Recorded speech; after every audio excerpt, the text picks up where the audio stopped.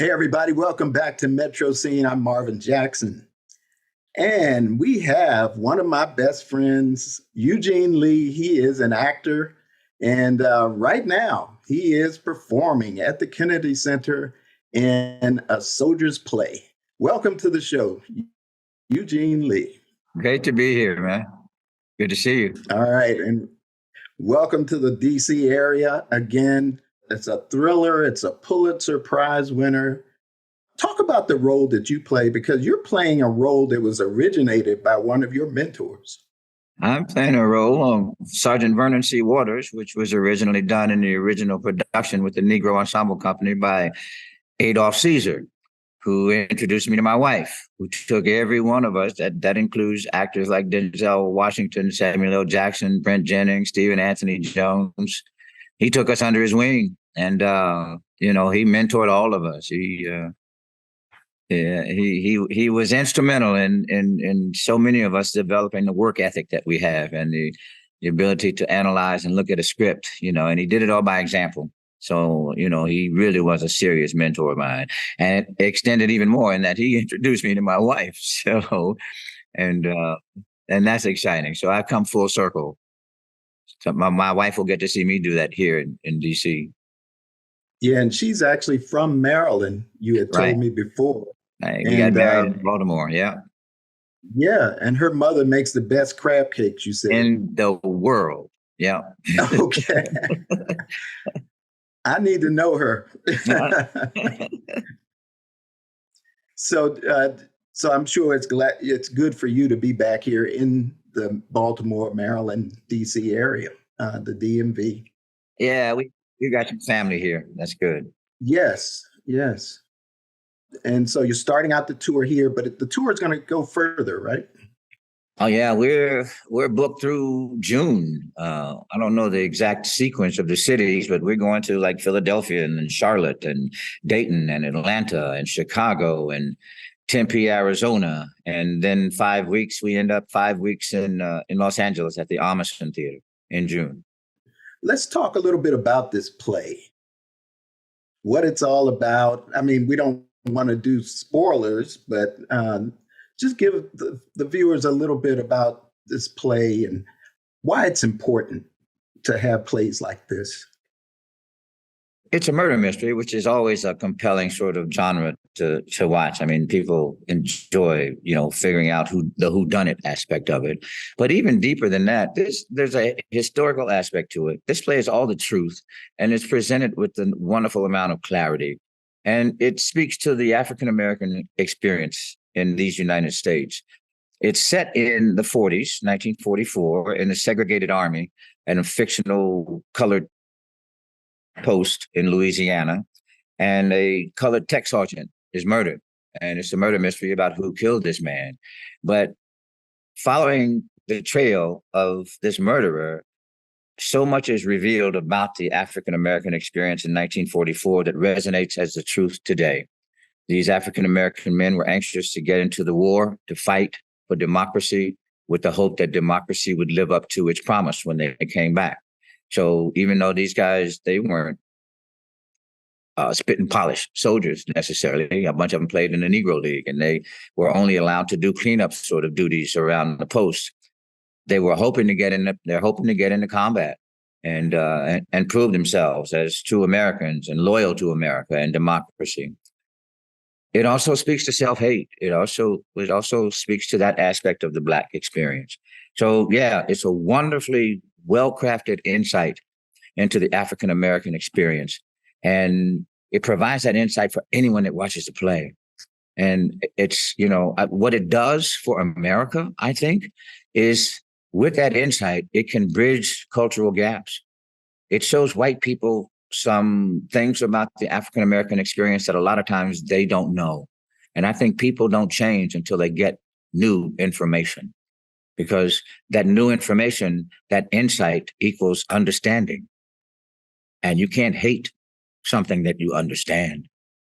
I don't think you can. And that's the value of doing this play. Yeah, that's the key word. And, I've seen it before. And I just love that character that you're playing. It seems like every character that you play, I loved. I remember the last one I saw, Two Trains Running. You Oh yeah. did so well at arena stage. Yes. Yeah. Uh, and I just love this character, so I can't wait to see it tomorrow. But that character there's a big challenge for you because he's kind of a hated guy, but there's a father thing there too in his character. Tough love. I grew up hearing that expression from coaches and uncles and all that other stuff, tough love. But the plays also speaks to assimilation, abandoning being Black and becoming what white America wants you to be, and the challenges involved in that choice as an African American. The play is really nuanced in a wonderful kind of way and crafted with a wide range of characters that I think everybody and anybody will relate to someone in this play. They'll see themselves for certain. And you've got Norm Lewis playing a big role. And I think a lot of the viewers might remember him from being in the Phantom, playing a lead role in the Phantom. He's one of the first Black Phantoms. Yeah. Norm's a huge talent, man, and a wonderful man. And he's assumed a leadership role in this production. We're the old guys, we're the OGs, as they say. But, if you look at his resume is 19 miles long. He's done just about every musical theater piece that exists in the world, and he's done them all well. He's award-winning. His resume is just, the pedigree is just great. It's just rich. It's an honor and a joy to be on stage with him. All right. And I guess the guys who are in the cast, they probably look up to you too. Like you said, you're an OG, man. How does that work out with you, with the younger guys? Oh, no, I love it, man. I've shared some stories and some insights into some of the challenges that we had in that original production, because they've encountered some of the same sort of challenges with the script. And I, some insight and some interpretive insights into the play and playwriting and in the genre and conventions and stuff, along with Kenny and Christina.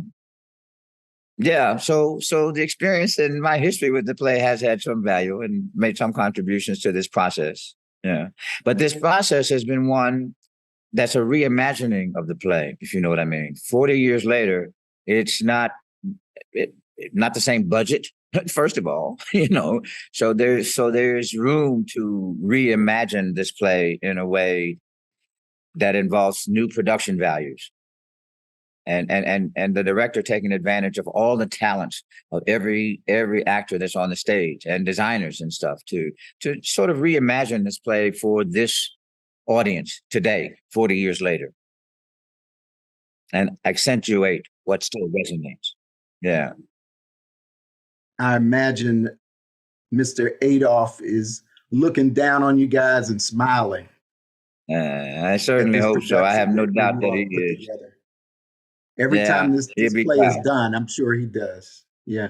Well, I don't know about every time, but I'm certain about this one.